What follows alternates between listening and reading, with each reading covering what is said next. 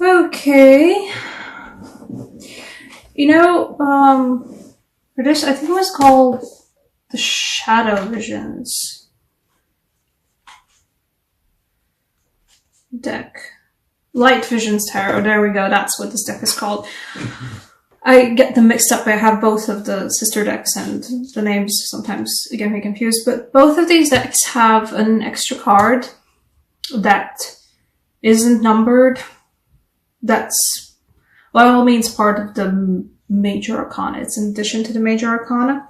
It's called the Orchard and it looks like this. I have no idea if I said that word correctly. English is not my first language.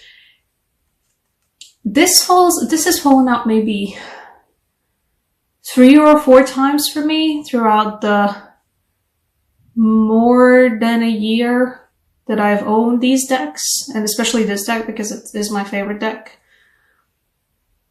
And it feels specifically like a labyrinth, like a retreating into the self to walk your own labyrinth, to explore your own soul. And there's lots of twists and bends. But it's something for you to do for yourself. I've got 2 queens here. I've got both the Queen of Swords and Queen of Pentacles. And I think in this case, these might be the energies you end up developing in that labyrinth for yourself. You know, May for a lot of us has been a time of deep reflections into what we want, into who we are, who we think that we are, who we think that we should be, who we strive to be. And I feel like you guys have been spending a lot of time thinking about that for yourselves. And what you have emerged with is integrity. And this is an odd feeling to get from this Hierophant, but this is the feeling that I'm getting from it. There's integrity and a sort of resolution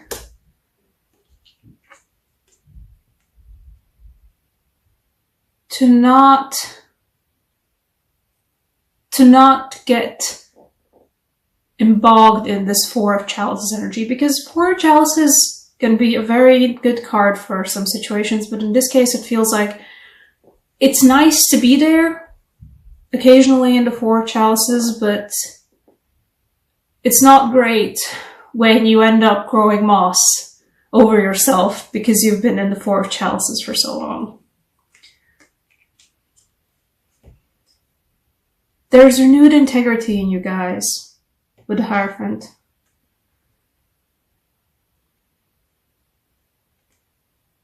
And there is a feeling that you guys have come out a lot better, kinder for it.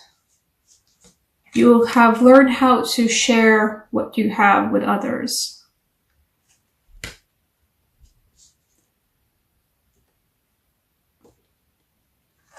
And you've learned to occasionally just...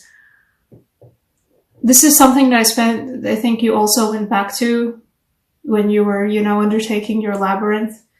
There's no Minotaur at the core of it. It's just you and your labyrinth, you know. But this is something that you guys are also ruminating on when you were walking your labyrinth. Your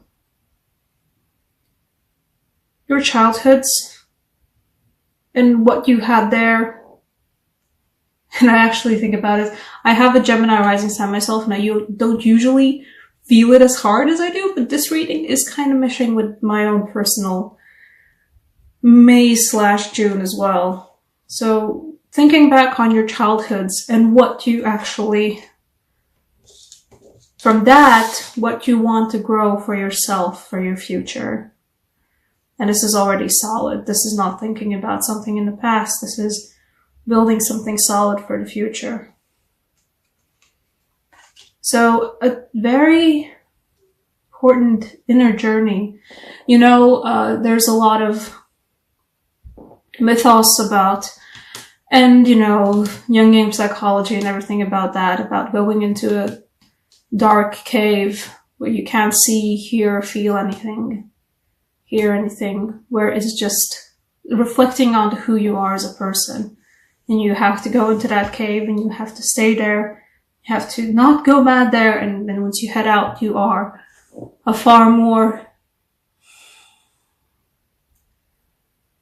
solid, it's a weird expression, but that's what it feels like. You're far more solid in, you know who you are, in your self-identity, in who you actually are, not just who you want to be or who you imagine yourself to be or who others imagine you to be. This is strength in knowing who you are, no matter what anybody else thinks about you. And you guys, this is good. This is always good, especially after you've been going through either a period of tumultuousness and uncertainty, or also when you've just been growing moss over yourself because you've been stuck a little bit in the four chalices. So I'm really happy for you guys, actually. I feel like an angel card for you will do you some good. Let's see.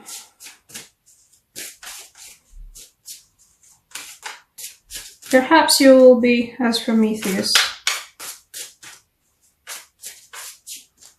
and give light onto others. Yeah, you do. I actually do feel like that. I feel like your guys' inner journey and how you come out of it and how you improve out of it has the potential to bring growth and integrity not only to yourself but to others too.